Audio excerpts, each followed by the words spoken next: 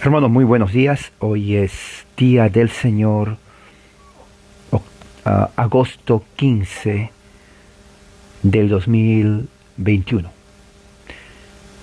Vamos entonces a empezar nuestra reunión, nuestro estudio, y quiero leer un salmo.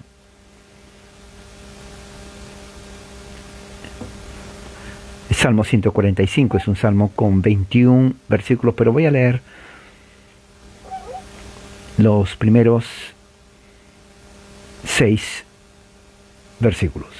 Salmo 145 dice así: Te exaltaré, mi Señor, oh Rey, y bendeciré tu nombre por siempre y para siempre. Todos los días te bendeciré y glorificaré tu nombre para siempre. Grande es nuestro Señor y muy digno de ser alabado. Su magnificencia no tiene fin.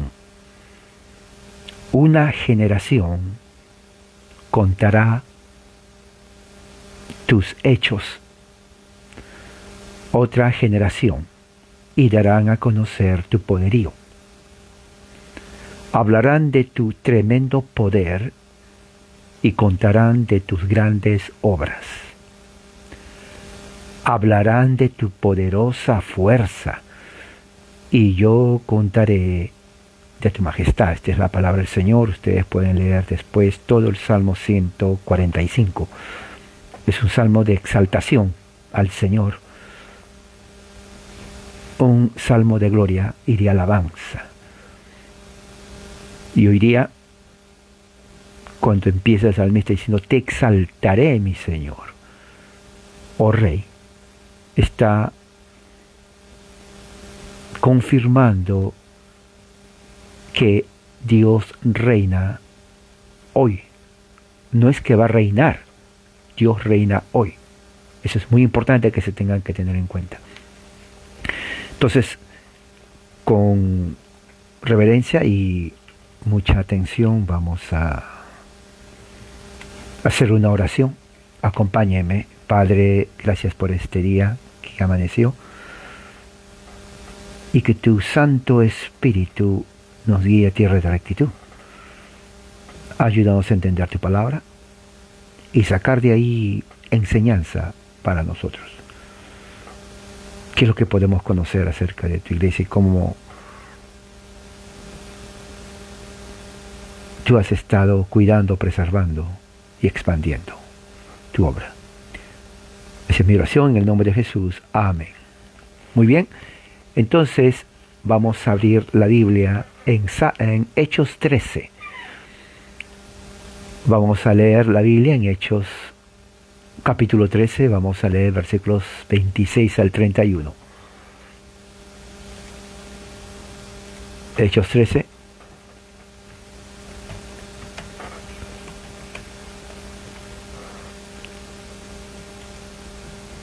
Versículos del 26 al 31.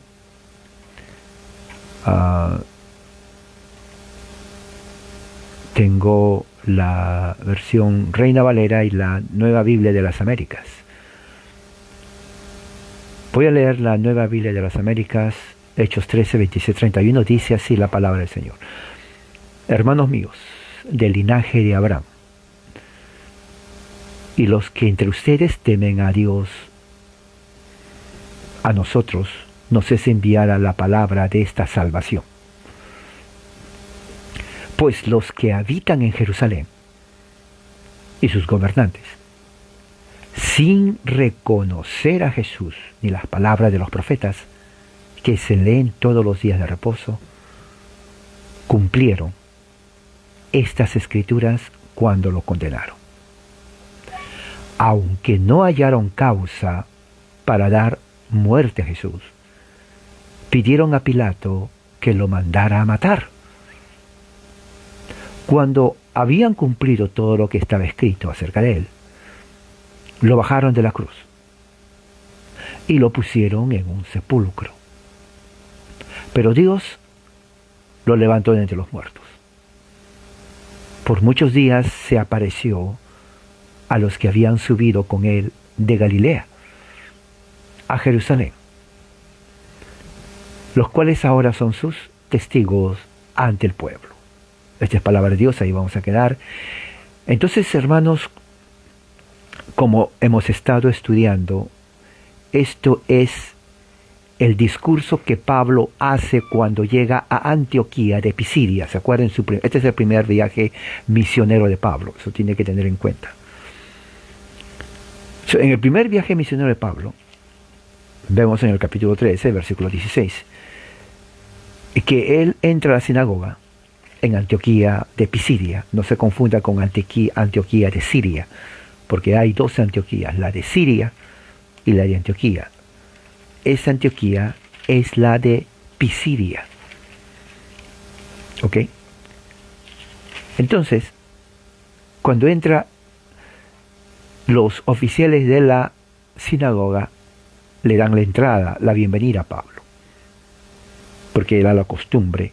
Leían la ley, leían los profetas y luego daban oportunidad a que hagan un midrash. Y eso es lo que está haciendo Pablo. ¿Qué es midrash? Exposición de la escritura en forma exegética. Eso es lo que están haciendo. Dice Pablo en versículo 16, ¿no?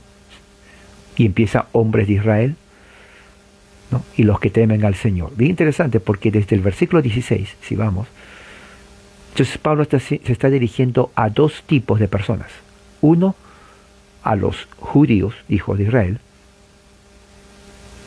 o hombres de Israel, y dos, a los que temen a Dios. Muchos dicen que es lo mismo, pero no es lo mismo. En toda sinagoga de ese entonces estaban los judíos, pero también estaban los prosélitos, aquellos gentiles que dejaban su paganismo y vinieron a aceptar la fe abrámica. Recuerde que la palabra cristiana no existía porque fue dado por los de Antioquía, esos son los de Siria, se dan cuenta, no los de aquí. A los cristianos, o sea, Pablo, y básicamente el libro de los Hechos, solamente menciona cristiano cuando dice, y aquí les llamaron cristianos. Pero Pablo no lo rechazó ni lo aceptó, simplemente él llamaba a los creyentes y fieles en Cristo, hermanos, nada más. ¿Ok? Entonces, en Israel, en las sinagogas entraban aquellos que aceptaban la fe de Abraham, la fe de los judíos. A ellos les llamaban temerosos de Dios, ¿no? O los que temen a Dios. Y luego de eso, cuando vamos al versículo 26, otra vez dice lo mismo. Mira lo que dice el versículo 26. Hermanos, hijos del linaje de Abraham, o sea, los judíos, de las 12 tribus de Israel, y los que entre ustedes temen a Dios. Otra vez hace la separación. Está hablando a los judíos y está hablando a los gentiles, prosélitos, que aceptaban la fe de Abraham, ¿no? Entonces, Pablo, criado bajo los pies del gran Gamaliel, un hombre entrenado en letras, en la ley judaica, era un abogado, era el fiscal de Jerusalén, ¿no? Fiscal legal de Jerusalén, él tenía autoridad legal. Bueno, hasta antes que sea cristiano o acepte a Cristo, porque después de ahí recuerden que lo estaban buscando para matarlo. O sea, pierde su estatus, pero es reconocido por ser una figura importante. Bueno, a él eran en la sinagoga de Antioquía que él entra, le dan la oportunidad para que hable. Versículo 26 dice Lucas, que es el que estaba escribiendo, que otra vez la forma de dirigirse Pablo es a los judíos y a los gentiles prosélitos que creían en el Dios de Abraham. Dice, a nosotros, interesante, cuando dice a nosotros, se está refiriendo en primera persona plural. ¿Qué significa nosotros? ¿Quién es? Pues se está refiriendo a los discípulos, o sea, él, los apóstoles y los discípulos que creen en Mesías. Por eso dice, a nosotros se nos envió la palabra de esta salvación. Ahora, bien interesante, porque no nos dice qué pasaje leyó, pero sí nos dice en el versículo 22 que estaba hablando acerca de Jesús. ¿Cuál es la palabra de salvación que se refiere a Pablo? Bueno, si vamos al versículo 19, por ejemplo, dice, en el versículo 17 dice, Dios de este pueblo escogió a nuestros padres, engrandeció a Abraham, Isaac y Jacob. ¿No? Durante su ausencia en Egipto, con brazo fuerte los sacó de ellos, está en el libro de Éxodo, por un periodo de 40 años, estaba en el desierto, ellos desde Egipto y la tierra prometida. Después de destruir 7 naciones cananitas, los destruyó, lo dice el libro de Deuteronomio, repartió la tierra en herencia. Todo esto duró como todo el proceso desde Egipto hasta la tierra prometida, fue un periodo de 450 años. Después de esto, Dios les dio jueces hasta el profeta Samuel. Samuel fue el último juez, ¿no? Y él fue el que unge al primer rey de Israel llamado Saúl. Por eso dice 21, pidieron un rey Saúl, pidió un rey, Dios le dio a Saúl, de la tribu de Benjamín. Interesante, porque Pablo también se llama Saúl, y es de la tribu de Benjamín. Interesante, es la forma como Dios lo pone. Dio 2 Saúles de la misma tribu. Claro, uno fue rey hace muchos años, pero ahora uno es apóstol. Interesante. Versículo 22. Entonces, luego de Saúl viene David. Dios escoge a David de acuerdo a su corazón, y en él le promete, este es el pacto davídico, ¿no? En el versículo 23 está hablando del pacto davídico, ¿no? De la descendencia de David. Dice que le va a dar un descendiente, ¿no? De donde va a salir el Salvador. Por eso a Jesús le llamaban Jesús, hijo de David, porque todos los judíos sabían de que el Mesías, el prometido, iba a salir del linaje de David. Bueno, entonces en el versículo 24 dice, este es el Salvador para Israel, porque recuerda, está hablando a Israel y a los prosélitos. Este es el Salvador de Israel. 25 dice, ya entra con Juan el Bautista. Juan el Bautista estaba a punto de terminar su carrera, y él lo menciona porque quiere ver de que Juan el Bautista se consideró no digno inclusive de ser su esclavo de Jesús. ¿Por qué? Porque dice ahí, yo no soy digno de desatar la sandalia de sus pies.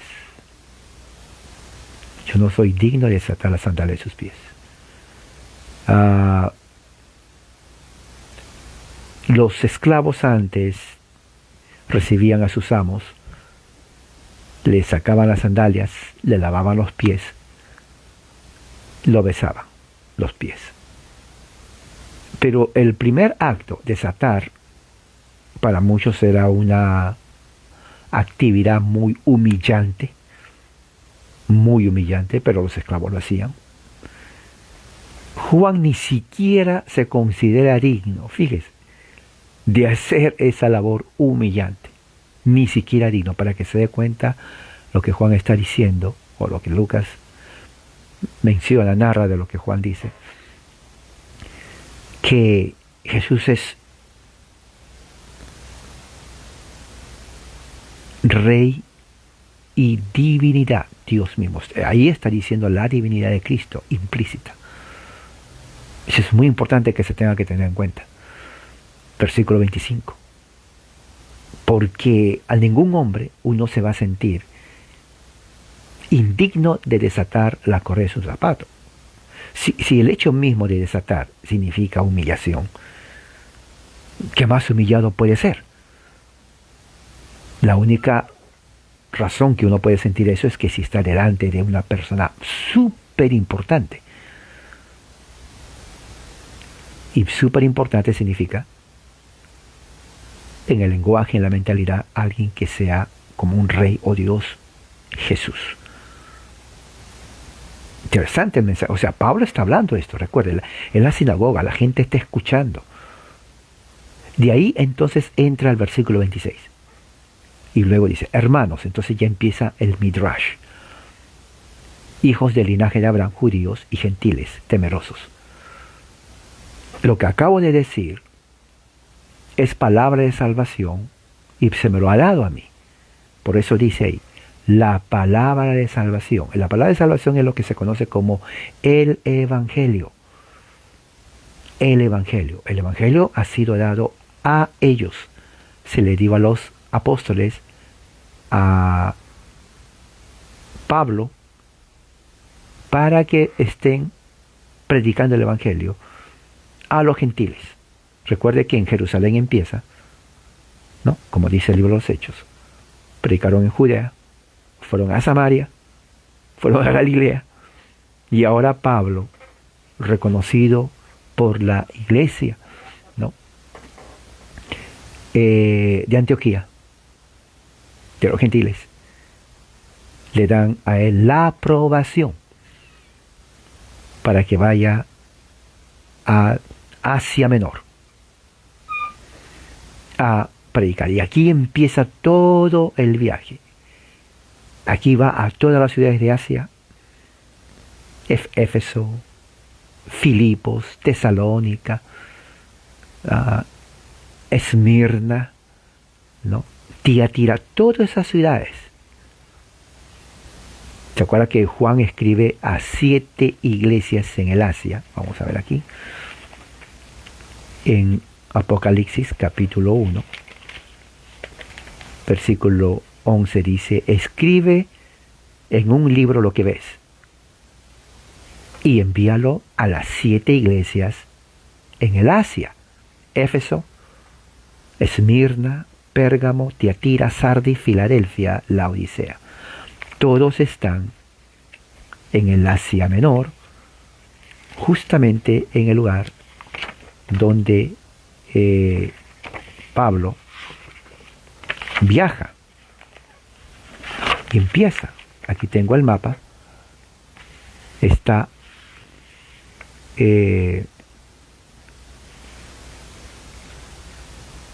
Pisidia. Luego de ahí, no, él va todo el Asia Menor: Trípoli, Éfeso, Pérgamo, Adamito, Seleucía, Panfilia, Listra, Derbe, Capadocia, Galacia, Bitinia, el Ponto. Oiga, todo Asia Pablo recorre predicando el Evangelio. Sí, en el mapa que ustedes tienen atrás de la Biblia, yo creo que ustedes miran el mapa. Uno dice, pero una vez alguien me dijo, ¿por qué hay mapas? Bueno, si no hay mapas, entonces no se sabe el aspecto perspectivo histórico en donde están sucediendo las cosas. O sea, la pregunta ni siquiera se tiene que preguntar. O sea, el que estudia la Biblia no tiene que preguntar por qué el mapa, porque eso indica ignorancia, que no conoce por qué ni siquiera es cristiano. La fe cristiana es histórica, espacio y tiempo. Espacio y tiempo hacen la historia. O sea, no es una mitología creada o inventada por Pablo o los apóstoles. Estamos viendo un libro escrito por Lucas, en donde él trata de poner las cosas en orden. Cuando usted se acerca a la Biblia, número 1, no es libro gnóstico, no es libro pietista. Eso se nos viene tal vez de la herencia católica española que los pueblos de México, Centro y Sudamérica han heredado por más de 600 años. Y cuando los evangélicos dejan el catolicismo, si usted es evangélica, pentecostal, deja el catolicismo, ellos no dejan el catolicismo. Ellos traen toda la carga, la maleta católica, y lo vienen al evangélico. Mire las oraciones, son pietistas, oraciones pietistas, las mismas repeticiones. Y cuando vienen a la Biblia, creen que es un libro de rezar al rosario. La Biblia no es libro de rezar al rosario.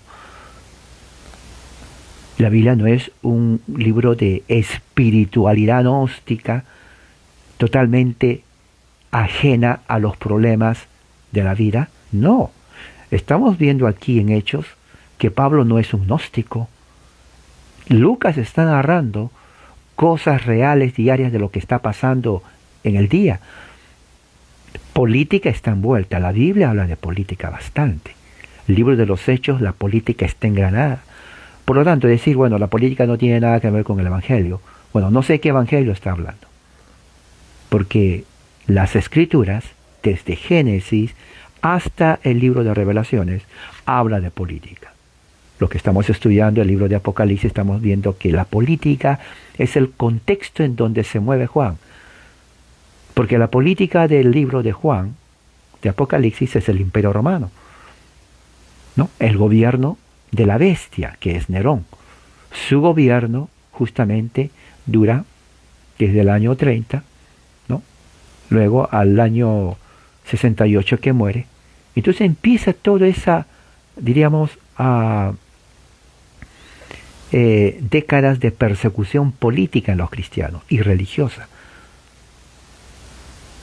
Política y religiosa. Entonces Juan tiene que hablar con un lenguaje altamente simbólico, 100% simbólico,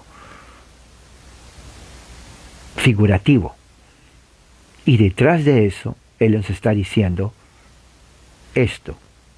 Hermanos, lo que estoy diciendo simplemente en poner todas estas imágenes fantásticas, es simplemente que estamos siendo atribulados, pasando la gran tribulación bajo el reinado del Imperio Romano. Nerón, y luego va a venir Vespasiano. Así que tenemos que estar fieles en Cristo. Eso es lo que está diciendo el libro de Apocalipsis. Eso es el libro de Apocalipsis, nada más. Entonces, igual, cuando vamos a Hechos aquí, estamos viendo que que Pablo está predicando el Evangelio a todo el gobierno, a todo el Imperio Romano. Asia está bajo el Imperio Romano. Vea el mapa. Vea el mapa. No. En la parte de atrás de su Biblia, familiarícese con el mapa. Puede agarrar un lapicero, puede agarrar un marcador, aparte media hora y vaya al mapa y familiarícese con las ciudades, porque a veces me encuentro con personas que son de diferentes sectas, ya sea evangélicos, pentecostales, a veces testigos de Jehová también, que no saben por qué hay un mapa, pero el mapa nos dice cómo viajó el cristianismo. Por eso está el mapa, no es para mirarlo simplemente. Nos está dando el contexto. ¿No? Si usted no tiene dinero para comprar una enciclopedia, no hay problema. El mapa está atrás de la Biblia. Usted tiene una Biblia, ahí está el mapa atrás. Y está el mapa del Antiguo Testamento, de Abraham, las 12 tribus, ministerio de Jesús, Galilea, Jerusalén y hacia los viajes del apóstol Pablo. O sea que ya tiene tarea para hoy. Estudiar el mapa. Y es la verdad. Porque ¿cómo usted va a hablar del Evangelio cuando usted no conoce ni siquiera dónde empezó Pablo? ¿No se ha dado cuenta usted? Que si usted habla del Evangelio, alguien le dice, dígame por favor la primera ciudad donde Pablo predicó. Y usted no sabe absolutamente nada. Se va a quedar, ¿la qué? La primera ciudad. ¿Cuándo la primera ciudad lo estamos estudiando aquí? Y está en el mapa. Así que tiene usted que ser más diligente. Diligente, no, de verdad. Deje el pietismo, ¿no? Deje ese gnosticismo y ponga los pies en la tierra y vea la Biblia como un libro realmente histórico en donde Dios muestra cómo ha estado trabajando. ¿Dónde ha estado trabajando? Bueno, en el primer siglo, en toda Judea, el Medio Oriente y Asia. Es así, ahí está. Vean el mapa. Si no me creen, vean el mapa. Pero ¿qué más dice? Dice, una vez que habla, que Pablo dice, se nos dio el Evangelio, 27, pues los que habitan en Jerusalén, ya cambia el tenor. Ahora Pablo está hablando de otra cosa. Fíjese cómo cambia. Primero dice ustedes, 27 dice, pues los que habitan en Jerusalén. Ahora Pablo desvía la atención a Jerusalén. Ahora entiende por qué la importancia del mapa. Si usted no sabe dónde está Jerusalén, bueno, tiene que saber dónde está Jerusalén, porque eso está estudiando la Biblia. ¿Correcto? Por eso uno dice, ya no soy católico romano, ahora soy evangélico, y yo espero que usted sea un erudito en la Biblia. Por eso es evangélico, ¿no? Para estudiar la Biblia. Muy bien. Jerusalén, ¿no? Donde está la madre iglesia, o eclesía. Eclesía, palabra griega que significa iglesia. Dice allí Pablo que los gobernantes y los que habitan allí, sin reconocer a Jesús ni las palabras de los profetas, que se leen todos los días de reposo, cumplieron las escrituras cuando lo condenaron. Ahora, Pablo está haciendo un juego de palabras. Pablo está haciendo un juego de palabras, hasta cierto punto sarcástico. ¿Por qué sarcástico? Primeramente, está diciendo Jerusalén. ¿Ok? Juan habla de Jerusalén. Apocalipsis, todo es la destrucción de Jerusalén. Jesús habla de Jerusalén. Mateo 24, que se va a destruir Jerusalén. Pablo ahora está hablando de Jerusalén. Miren, marcador. Tiene que estudiar usted, hermano. Le estoy dando ideas cómo estudiar. Le estoy dando ideas. Dice, los gobernantes, incluyen los de Jerusalén, Herodes, y también Pilatos del Imperio Romano, ellos juntos, los de Jerusalén, del Sanedrín judío y los gobernantes romanos, ellos juntos condenaron a Jesús, dice. Ahí está, versículo 27. Por eso le digo, subráyalo. Cuando usted quiere evangelizar, yo veo siempre en Facebook, hermanos, tenemos que evangelizar, ¿no? 10.000 deditos dicen amén. Yo no sé si esos deditos saben evangelizar. Pero si usted no conoce su escritura, ¿cómo va a evangelizar? Las 4 leyes espirituales que dicen ahí algunos grupos. Bueno, claro que no. Usted tiene que conocer su Biblia. Tiene que conocer su Biblia. Y los tengo que repetir porque estoy hablando a un grupo, la mayoría evangélico, que dejó el catolicismo. Porque en el catolicismo dicen no se estudia la Biblia. Pero mi sorpresa es que tampoco en el evangelicalismo se estudia la Biblia. O sea que están en el mismo nivel.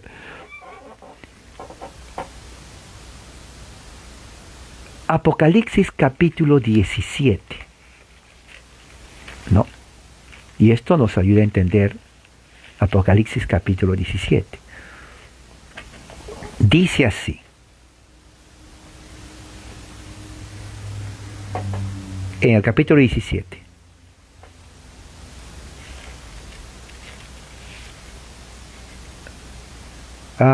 Me llevó, versículo 3, en espíritu al desierto. Miré una mujer sentada sobre una bestia salvaje de color rojizo, lleno de nombres de blasfemia, el cual tenía 7 cabezas, 10 cuernos. Sabemos que esto no es literal, ¿ok? Sabemos eso. Eso es así, no es literal, es simbólico. La pregunta es quién es la mujer y quién es la bestia. ¿Quieres saber quién es la mujer y quién es la bestia? ¿Quieres saber? Aquí lo vas a ver. Leamos versículo 27 de Hechos. Los que habitan en Jerusalén, se está refiriendo al pueblo, y sus gobernantes,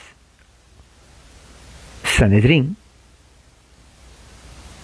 y el gobernador romano. Interesante esto, porque en los que los gobernantes de Jerusalén era la combinación del Sanedrín judío y de Roma. Entonces, cuando dice aquí la mujer sentada sobre la bestia, yo espero que usted no crea que realmente hay una mujer sentada sobre una bestia con 7 cabezas. Si usted me dice eso, tenemos mucho que hablar acerca de figuras literarias. ¿Ok? Eso ya está hablando. Por eso se tiene que estudiar la Biblia. Pablo aquí ya está dando la interpretación de lo que está escribiendo Juan. La bestia es Roma, los gobernantes. Y la mujer que se sienta no es una mujer que uno puede conocer, una mujer. No, es Jerusalén la que controla, ¿no?, a Roma en ese aspecto. Y juntamente con Roma, los gobernantes de Jerusalén y los de Roma, ¿qué dice el versículo 27? Condenaron a Jesús. Entonces ya sabe usted quién es la mujer y quién es la bestia de Apocalipsis 17. O sea, usted ya es experta. O sea que si alguien le dice, usted en menos de un minuto ya le dice lo que significa. Muy bien, ya sabe ahora. O sea que no me pregunte qué significa, porque ya le dije lo que significa. Y no porque lo digo yo, sino porque lo dice Pablo. Eso ya está descartado. Muy bien. Pero algo muy interesante, dice, ellos sin reconocer a Jesús, cuando dice sin reconocer, no es que no sabían quién era o que existía, sino que no lo reconocieron como el Mesías. Si usted, estamos leyendo el libro de los Hechos, estamos viendo que el Sanedrín, los oficiales, rechazaron a Jesús como el Mesías. Y los romanos, como a ellos no les importa la religión, y como los judíos, como le dijeron a Pilatos, porque Pilatos dijo, no veo ninguna culpa, lo voy a azotar y lo dejo libre. ¿Y qué le respondieron los del Sanedrín, los fariseos? Si tú dejas libre, no eres amigo del César. ¿Sabes lo que significa eso? Muchos dicen, oh, solamente le está diciendo eso, Pilatos le hubiera dicho, no me importa. No, es que la frase no eres amigo del César significaba que el emperador iba a saber. Y el que no es amigo del emperador, ¿qué creen que le hacen? Lo matan. Y claro, Pilato es un político. A él no le importa ni le importó nunca la religión. Como a todo político, le importaba solamente estar en el poder. Entonces él pensó y dijo, bueno, no me van a matar por aunque sea inocente, pero es un pobre hombre. Ellos lo quieren, bueno, allá ellos. No es mi culpa. Se lava las manos, ¿no? Como diciendo, ya ese es problema de ellos. Yo no voy a perder mi posición política social y que me mate el emperador. Solo por defender a alguien que, pues es más, ni lo conozco. Así que, llévenselo. Entonces, sin saber lo que estaba haciendo Pilatos, junto con las autoridades del Sanedrín, condenaron a Jesús. Pero hay otro aspecto más. Mira lo que dice el versículo 27. Dice, los profetas que se leen todos los días de reposo. O sea, no reconocieron a los profetas. Aquí está la parte sarcástica que yo le dije. Los judíos todos los días de reposo, obviamente en las sinagogas, ¿qué es lo que hacen? Lo que está haciendo Pablo aquí, lee las Escrituras. Pero Pablo dice algo interesante, y lo dicen, y es irónico, y verdad es burla, porque le está diciendo en lenguaje popular, ¿de qué les sirve a ustedes leer la ley, los días de reposo, cuando no entienden absolutamente nada? Oiga, decirle eso a un judío es realmente ofensivo, porque los fariseos, una de las cosas que hacían toda su vida, era exactamente leer la ley. estudiar la ley. Y que alguien venga y le diga, bueno, ustedes leen sí, pero no la entienden. No, eso es una burla. Eso no lo van a aceptar nunca. Bueno, Pablo los dijo. Pablo les dijo eso. ¿Por qué? Porque a pesar que leían la Biblia o la ley, las profecías, los días de reposo en la sinagoga, ellos no reconocieron, ni aceptaron, ni entendieron que Jesús era el Mesías y es el Mesías. ¿Entiende lo que Pablo está hablando? Ahora, está hablando de las sinagogas. La gente está escuchando. Los judíos estaban atentos. O sea, le está diciendo a los oficiales que le dieron la bienvenida a Pablo, ustedes leen la ley todos los días de reposo, pero no le entienden. Oiga, eso es un insulto en su propia casa. Bueno, Pablo los dijo. Yo quiero que noten eso, porque es muy importante.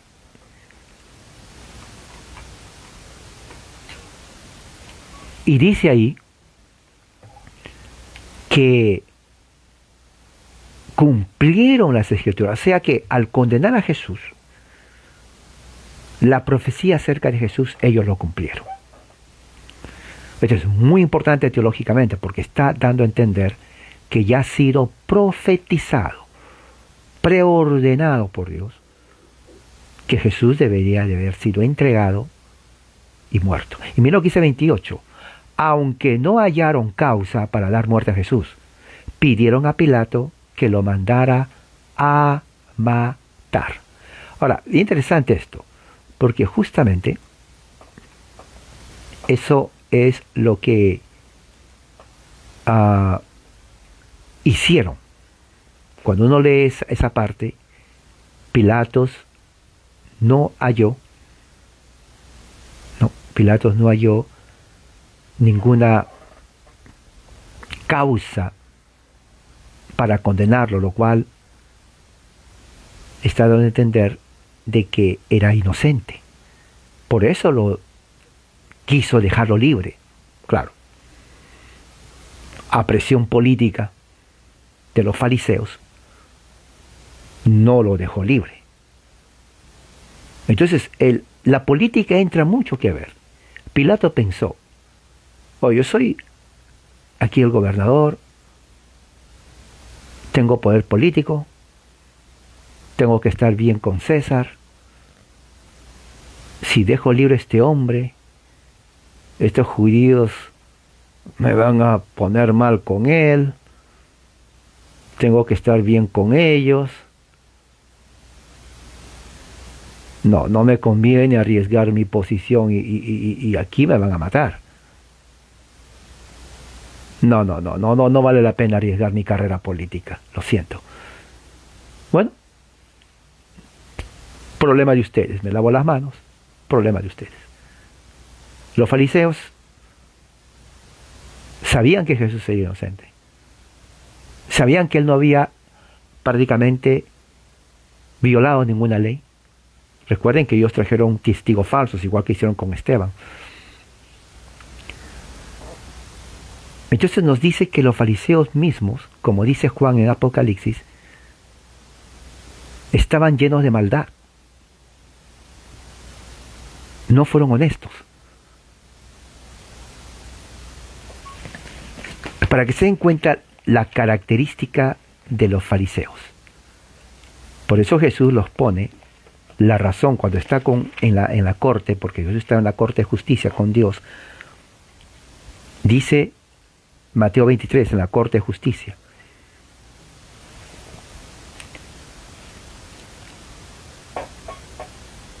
Ay de ustedes, escribas y fariseos, hipócritas. Ustedes erigen sepulcros a los profetas, adornan los sepulcros de los justos.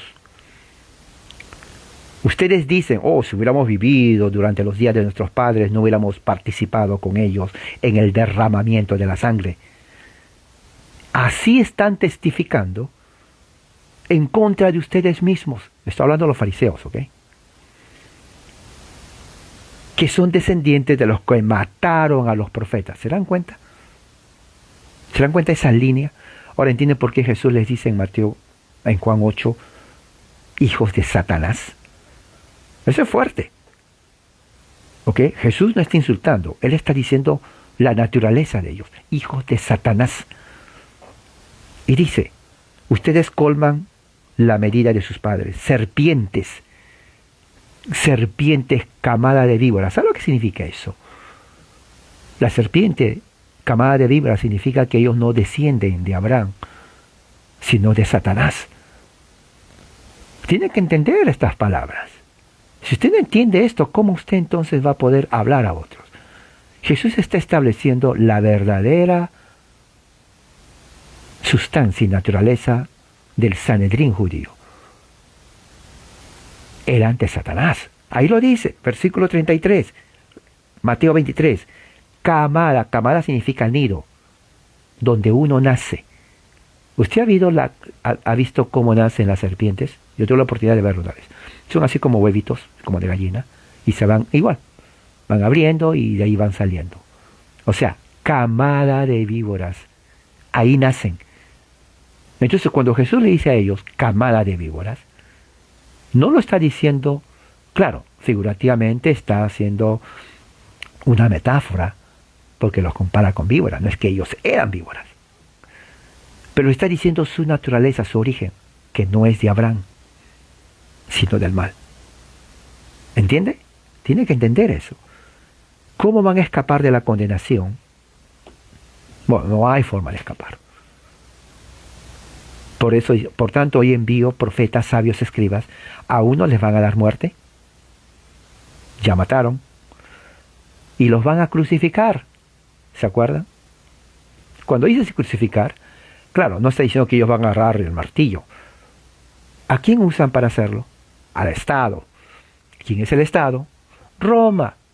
Entonces, ¿quién estaba manipulando a Roma? El Sanedrín. ¿Qué dice Juan en Apocalipsis 17?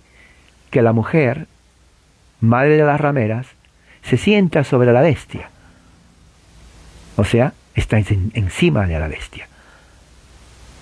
¿Quién es la madre de las rameras? Aquí él mismo lo dice. Jerusalén. Los líderes. ¿Sobre quién se sienta? Sobre Pilatos. Él representa el poder de la bestia, Roma. Así que usted ya sabe, vuelvo a repetir, qué significa la bestia y la gran ramera. Entonces todo eso hace, justamente, como dice Pablo aquí, ¿no? En el versículo 27, ustedes leen, pero no entienden las profecías de Jesús. Porque todo lo que hablan las profecías apunta a Jesucristo como el Mesías, ¿no? Y Él fue inocente, ustedes lo sabían, pero ustedes, como son, como dice ahí, camada de víboras, hijos de Satanás, ustedes mintieron. Camada de víboras, hijos de Satanás, juntamente con la bestia. Ustedes, la prostituta, junto con la bestia, se ponen de acuerdo, hacen un pacto, una alianza, para matar al inocente, al que nunca hizo mal. A Jesús lo mataron. Prostituta Jerusalén, la bestia de Roma, se unen juntos para matar al inocente, al santo, al Hijo de Dios. Eso es lo que está diciendo. 29, habiendo cumplido todas las cosas que de él estaban escritas, quitándolo del madero, lo pusieron en el sepulcro. Ahora, fíjese lo que dice, habiendo cumplido. O sea que todo este acontecimiento que está diciendo Pablo es de acuerdo a Escritura. O sea, Pablo está haciendo el midrash, lo que se llama. Pablo está haciendo el exégesis. Y todos están escuchándolo. Entonces Pablo está diciendo, ¿leyeron esto? Sí, se cumple en Cristo. ¿Leyeron esto? Sí, se cumple en Cristo. ¿Leyeron aquí? Sí, se cumple en Cristo. O sea, Pablo está justamente haciendo el Midrash delante de los judíos, en un día de reposo, en la sinagoga, explicándolos, todo se cumplió en Jesús. Y dice ahí, también estaba escrito que él tenía que ser puesto en un sepulcro. Y fue de acuerdo a Escritura. Pero el versículo 30 aquí dice, pero Dios lo levantó de los muertos. Dios lo levantó de los muertos. Ese es el tema central de Pablo en todas sus cartas, la resurrección de Jesús. ¿No? En 1 Corintios capítulo 15 dice, por ejemplo, Pablo, ahora hermanos míos, les hago saber el evangelio que les he proclamado, el cual aceptaron y en el cual permanecen firmes. Pablo a los Corintios. Por el cual son salvos mediante la palabra que les he proclamado. Fíjese, Pablo. Si la retienen, de lo contrario, han creído en vano. Obviamente. Porque en primer lugar, y aquí dice, Pablo dice lo que está diciendo aquí en Hechos. Les he enseñado lo que recibí. Que Cristo murió por nuestros pecados. Y aquí dice, ¿no? Que murió. ¿Qué más? Dice aquí, como está escrito. Y aquí dice Pablo, como está escrito. Dice, fue sepultado. Y dice aquí, ¿dónde está? Ok, lo pusieron en un sepulcro, 29. Y que resucitó al tercer día, que dice 30, mas Dios levantó de los muertos. Como está escrito, como está escrito. Y se le apareció a Pedro y después a los 12, luego se apareció a más de 500 hermanos a la vez, que dice el versículo 31, y él se apareció durante muchos días a los que habían subido juntamente con él de Galilea a Jerusalén, los cuales ahora son sus testigos ante el pueblo. Se cumple. Ahí está la escritura. Pablo mismo escribiendo a los Corintios lo que está Lucas escribiendo en su libro de los Hechos. O sea, concuerda la escritura, concuerda los hechos. Que el mensaje del Evangelio de Pablo está basado en la muerte, sepultura y resurrección de Cristo de acuerdo a Escritura. O sea, Pablo no lo inventó, es de acuerdo a Escritura. O sea, ¿qué es lo que está diciendo? Esto es muy importante porque este es el fundamento de la fe reformada. Sola Escritura. No dice de acuerdo a tradiciones, como catolicismo dice, no hay sola Escritura, solamente hay tradición. Pero aquí estamos viendo que Pablo no dice tradición. Aquí estamos viendo que Pablo está hablando sola Escritura, porque dice de acuerdo a Escritura. De acuerdo a Escritura. De acuerdo a Escritura. Ustedes leen, pero no entienden porque ahí se cumple lo que está Cristo. O sea, todo está fundamentado en la Escritura judía. Todo el Antiguo Testamento fue el libro para evangelizar de los apóstoles. Y eso es muy importante que se tenga en cuenta. Entonces, ya sabemos, ¿no? Para resumir, que hubo un plan antes de la fundación del mundo, preordenado por Dios mismo, en donde ya Él usó, ¿no?, a medios terceros para justamente llevar a cabo su plan en cuanto a Jesucristo, ¿no? El convenio siniestro, el pacto siniestro entre la prostituta Jerusalén, que ejemplifica al Sanedrín, los líderes judíos, y a los gobernantes romanos, que es la bestia. Entonces, la prostituta y la bestia se ponen en acuerdo para condenar a Jesús, sabiendo que los dos saben que Jesús es inocente. Y eso de acuerdo a Escritura.